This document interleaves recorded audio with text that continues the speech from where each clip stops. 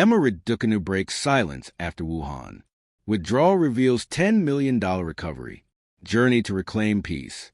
The night was heavy with humidity when Emma Raducanu stood by her hotel balcony in Wuhan, staring into mist that hung over the Yangtze River. Below, the city pulsed with neon and noise, but her world was quiet, eerily quiet. Just hours earlier, she had made one of the hardest decisions of her career to withdraw from the Wuhan Open.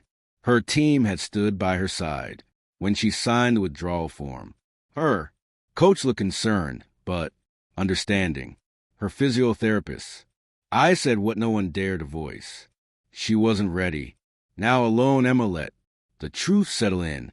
Her wrists ached. Her back throbbed. But more than that, her soul felt tired. For months she'd been pushing, forcing smiles for cameras, practicing through pain, pretending that everything was fine. But inside, the fire that once burned with unstoppable ambition had dimmed. I need to stop, she whispered to herself, before I lose more than just matches. It wasn't weakness. It was survival.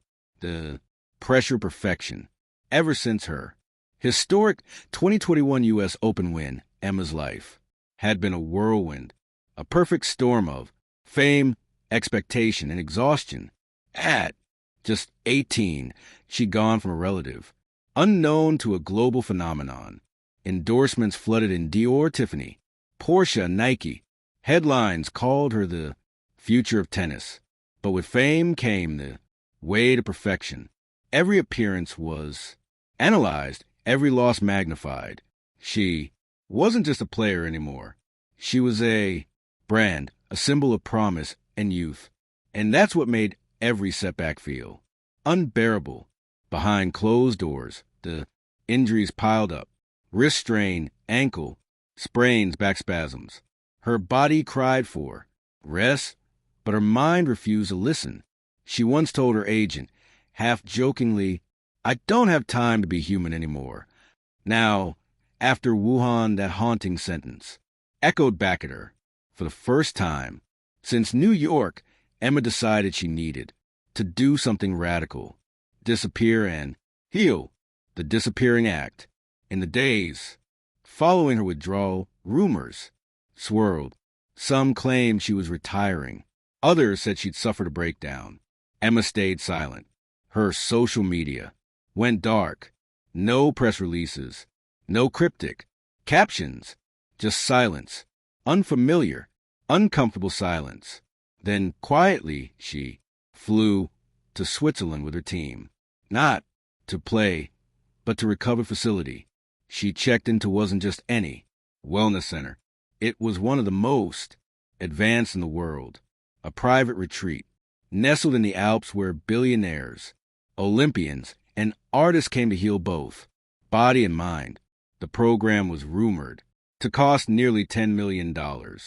A price tag that shocked fans when the news leaked months later. But for Emma, it wasn't about the money.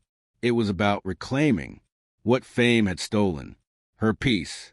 The mountains whisper. High in the Swiss Alps, Emma found herself surrounded by snow, silence, and simplicity. Her days began before dawn with guided meditation. Then came hours of physical therapy, deep tissue treatments, hydrotherapy, and low-impact strength training. Afternoons were spent in nature, hiking through pine forest, breathing mountain air that tasted like clarity. At first, it was strange.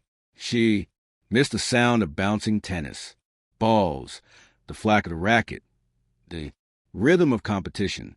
But slowly, the stillness began to work its magic. One morning during a yoga session, overlooking Lake Geneva, she realized she hadn't felt anxious in days. The constant tightness in her chest had loosened. She could breathe again. Her therapist, a soft-spoken Italian woman named Dr. Luciana, asked her a question that would change everything. Do you want to come back to tennis, or do you want to come back to yourself? Emma Didn't answer immediately, but deep down, she knew she needed to find herself. First, the healing ritual. Weeks turned into months. Emma's $10 million recovery plan wasn't mere rehab. It was a total life redesign. Phase 1, physical renewal.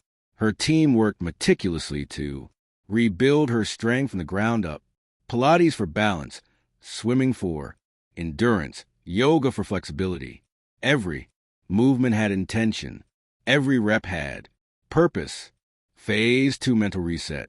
She met with sports psychologists and mindfulness experts.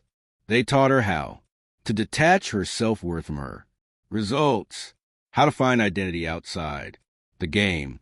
Phase 3, emotional peace. Here, she faced the hardest work, confronting the fear that she might never be as good as she once was. One night, she wrote in her journal, "I've been chasing something I already caught. I just forgot how to enjoy it." Bit by bit, the wall she built around her heart began to crumble. Flashbacks of fire. Occasionally, she'd dream of New York. The electric night, she became a champion. The crowd's roar still rang in her ears, but now the dream had softened. It wasn't about glory anymore. It was about gratitude. In one particularly vivid dream, she stood again on Arthur Stadium holding her trophy. But this time there was no press, no sponsors, no noise, just her and the court. When she woke, she realized that was all she wanted to feel. Free again on court. She began hitting tennis balls again, cautiously at first, just 30 minutes a day, then an hour, then 2. Her strokes felt rusty, but her instincts, her timing, her touch were still there. Luciana smiled one morning after watching her practice. "You're not playing tennis anymore," she said. "You're dancing with it." And Emma laughed, really laughed for first time in years. The return of intention. By month 4, the transformation was visible. Her posture straighter, her eyes brighter, her movements smoother. She had changed, not just as an athlete, but as a person. One evening, she took a quiet walk through the pine trails, her phone buzzing with notifications. She finally decided to check. Among the messages was one from her old coach, the return to Wuhan. A year later, Emma returned to Wuhan, not as competitor, but as a guest of honor. The same city where she had broken down had now become a symbol of her rebirth. She stood on the court again, waving to fans who rose in unison to applaud her courage. The announcer introduced her as a champion who redefined victory, Emma Raducanu. She smiled, feeling tears threaten. This was closure. This was peace, the final reflection. That night, she posted on Instagram for the first time in months. "Wuhan was where I fell, but it's also where I learned to stand still. My $10 million journey wasn't to find a comeback. It was to find calm. And now, whatever comes next, I face it with peace in my heart." Within minutes, the post went viral. Fans across the world left comments of admiration and love.